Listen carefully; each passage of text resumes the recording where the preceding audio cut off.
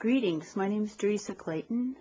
This is intended to be more of a demonstration than a tutorial, showing Continental stitch backwards and English stitch backwards, or English knitting. Continental knitting is when you carry your supply yarn in the same hand that has the needle that has your full work. So, Continental stitch knitting forward would look like this. I'll demonstrate backwards as I go back across. Most knitting is done, whether it be Continental or English, from the right to the left. And this would be typical Continental stitch and what it would look like.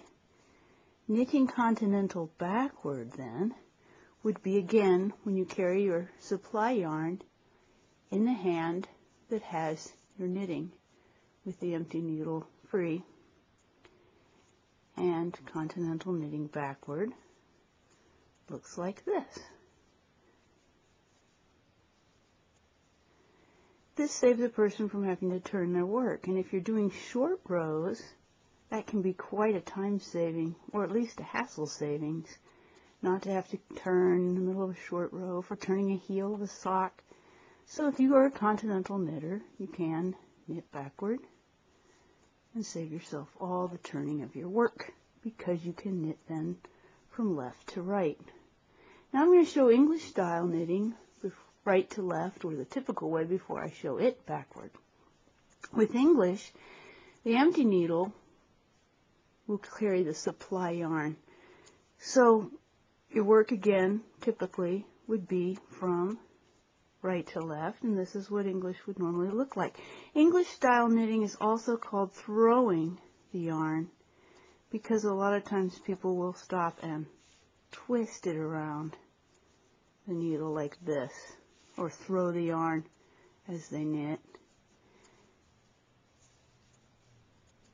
And as I complete this row, I'll be able to show you English style knitting backward. So that's typical English knitting. Now I'm going to go backward rather than turning the work. Go backward, knitting English. Again, the empty needle would be the supply yarn carrier, and throwing the yarn is what would happen. So if you are an English knitter, you could throw the yarn and knit backward. Now a lot of times there are great debates about which is better, Continental knitting or English knitting. And I say it's good to know both. Do the one that's most comfortable for you at first, and then over time, when you're ready for another challenge, or when you're about to teach someone else to knit, it's a great time to relearn a new technique.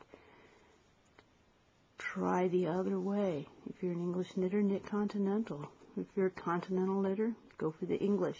The reason for that being that once you know how to do both, you can then start having fun with Fair Isle knitting, where you carry a yarn color in each of your hands.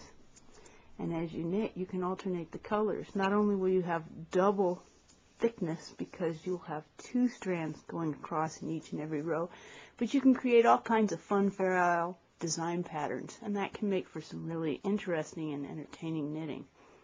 So that is Continental forward and backward, English forward and backward. Again, more of a demonstration than a tutorial.